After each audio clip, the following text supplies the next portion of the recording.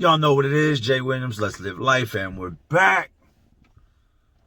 Friends of mine that are on death row or doing life in prison. Let's relive it. Now, growing up, I lived in a lot of different places. A lot of different cities, states, Illinois, Pennsylvania, North Carolina, Virginia.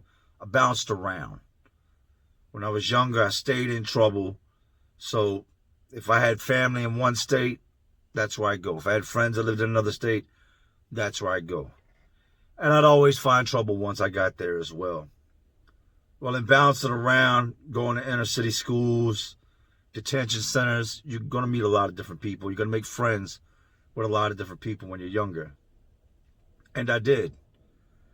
Some of these friends would go on to be successful, very few of them. A lot of them would go on to die. A lot of my friends, I hear weekly of friends of mine that are dying.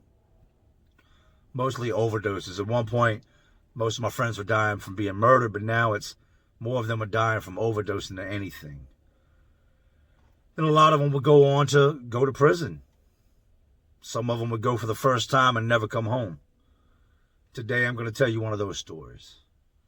I'm going to tell you the story of Tilman and Kevin Golphin. Two friends of mine here from, in Virginia. I first met Tilman in high school, 9th grade, Mr. Brock's English class. Mr. Brock would go on years later to be my son's English teacher. It's crazy how the world turns. But me and Tilman, we kick it off, man. At the time, Tilman's big into the reggae scene, the Rastafarian lifestyle, Bob Marley, Mad Lion, all that stuff of that type of caliber. Smoked a lot of weed. Worked out great for me because he sold weed. I sold weed. We'll put our weed together and we'll just smoke big dumbass blunts. That's what we would do. His brother Kevin went to the same school we went to. I met Kevin. Kevin was more of a live wire. Tilman was really calm, collected, laid back, not a troublemaker, just a weed head. Kevin was more along the lines of fighting, wanted to be just known in school for being that guy. He was just the dude that always was fucking up, getting in trouble, going to the detention center. So me and Kevin and Tilman, we skipped school together. I had a car at the time. I had a car way before I even knew how to drive or should have been driving. But since I had a car, they would ride with me. We just skip school and just ride around, smoke, go to chicks' houses. These were my dudes, man. I'd end up getting locked up, sent away for a little while. Tilman stayed out of trouble. Kevin got locked up not long after me. I would come home, and that was it for school. No more school. My dad died, so I had to, step up and help Mom take care of the bills at the house. I'm watching the news one night, and it says, Golphin brothers arrested in South Carolina for killing 2 state troopers. And when I first seen it and heard it, it was almost like I was in a haze. Like I was in, it was like not real. And you got to think, at the time, I'm only 17 years old. So I'm watching this and I'm like, both their faces pop up on the TV. I'm not believing what I'm seeing. So more of it starts hitting the news and what happened and what's going on. You can pull up the cases, look at it. There's a lot on it. And come to find out, Tilman's mom had sent Tilman to South Carolina to stay with some family. Like I told you, Kevin got locked up here. She wanted Tilman and South Carolina that way. Him and Kevin weren't together hanging out because Kevin was getting in a lot of trouble. She didn't want Tilman to get in trouble, so she sent him away.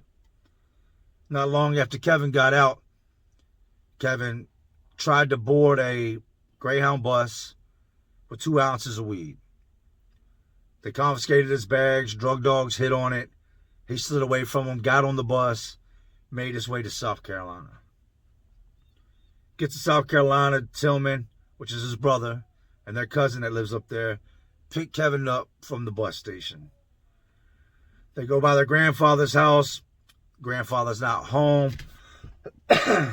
They steal an SKS rifle. And for y'all that don't know, an SKS is just pretty much, it's a smaller version of an AK-47. Grandfather doesn't notice it at first, doesn't even know they've been by there. They're on their way. They have their cousin take them to a little check cash and credit union place where they rob the lady inside. This is like, as soon as he gets there, this is the shit Kevin's got him into. They rob this lady at a check cashing place, take the money, and take the keys to her Camry. They peel off. By now, the police have put a bolo. Be on lookout for this Camry with these two young black males in it that just committed this robbery, tied this lady up and left her in the back room. They didn't hurt her, just tied her up and left. Short time later, he would get pulled. Kevin's driving the car. Tilman's in the passenger seat.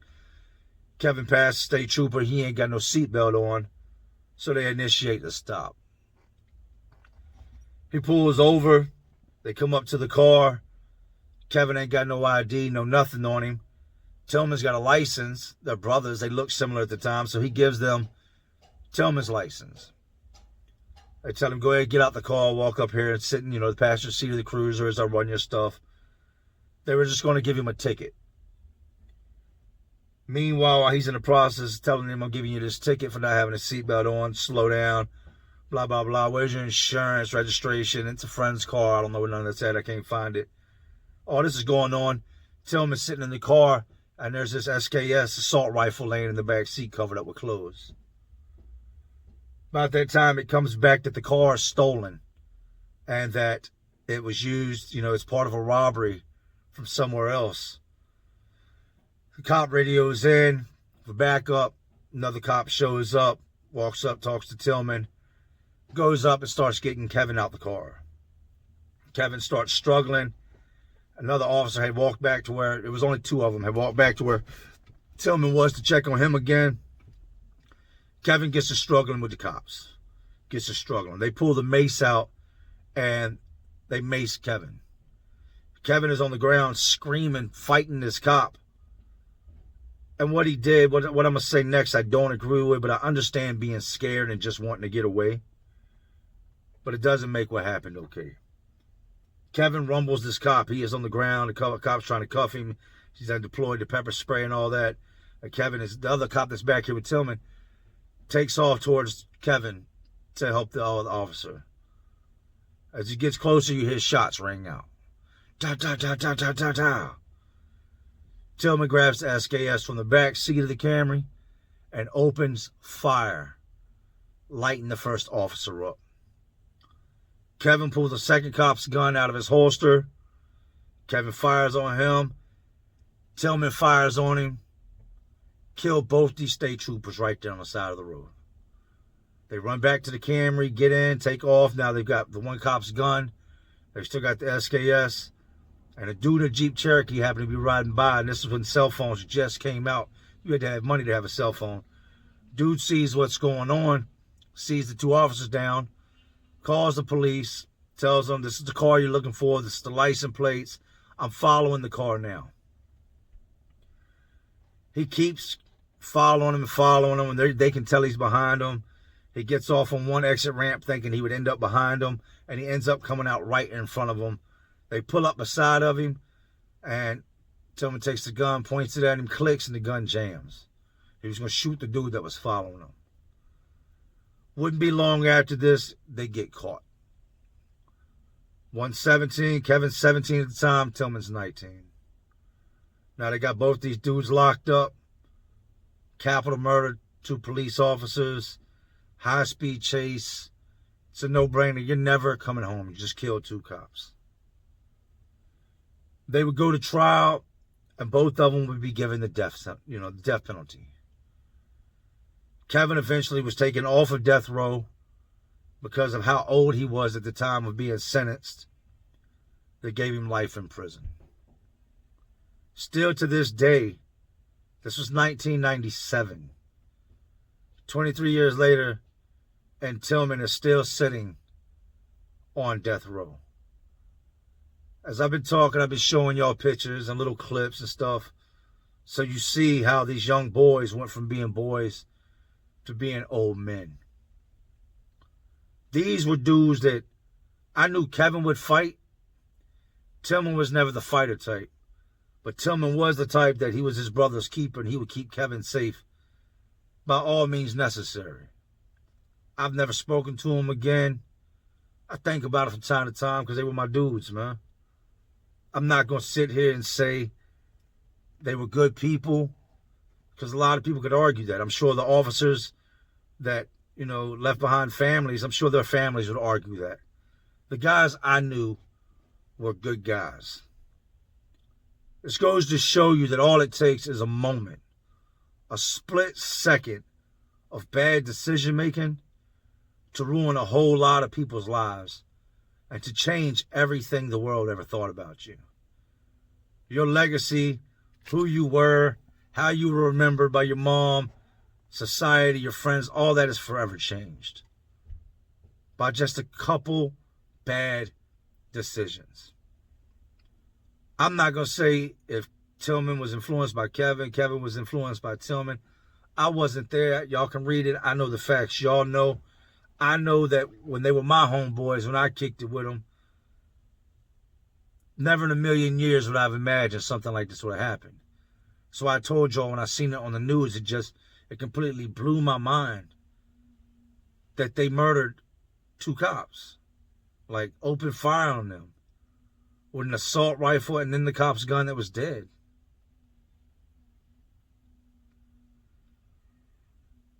It's a crazy world, man. Not only did those wives lose their husbands, those children lose their fathers that day, Tilman's parents lost their children. The grandparents lost their kids. All the family members and the Golphins that are left with a tarnished name. And 2 boys that'll always be remembered as cop killers. I've always tried, even in the midst of my madness and everything I had going on, to not go past the point of no return. Once they did what they did, they had hit the point of no return. I think had I been in their situation, I'd have probably shot it out with the cops. Because at that point there, you're not ever coming home. That's like the story I did on, a couple months back. Police killed my friend in Florida with Tweet. Tweet shot it out.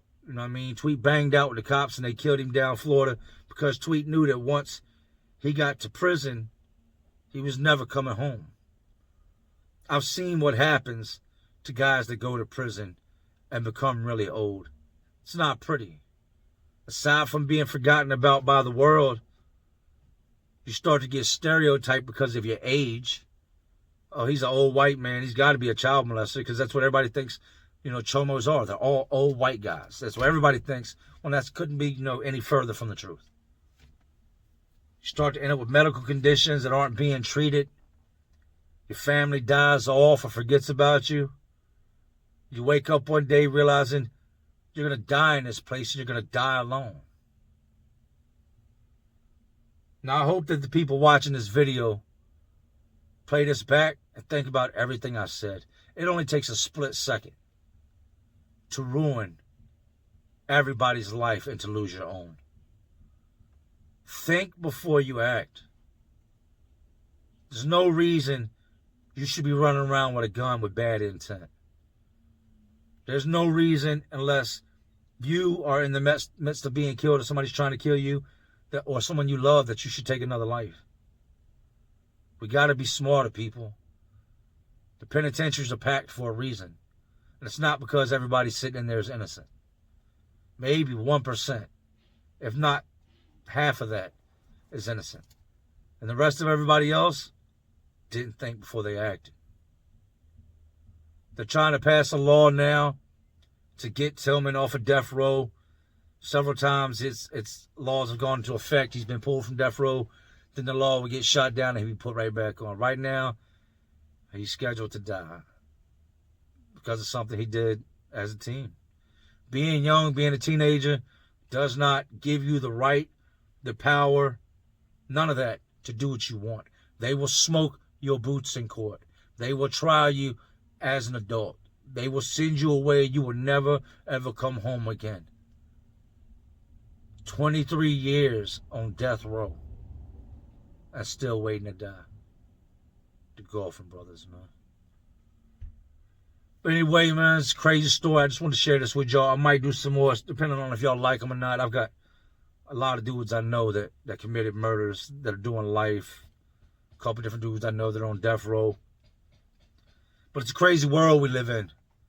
And I just want to keep y'all entertained. Are you not entertained? You already know what it is, man. This is Jay Williams. Let's live life. To all my real ones and the awesome real ones watching. Because y'all still watching me. Y'all know how we do. Salute.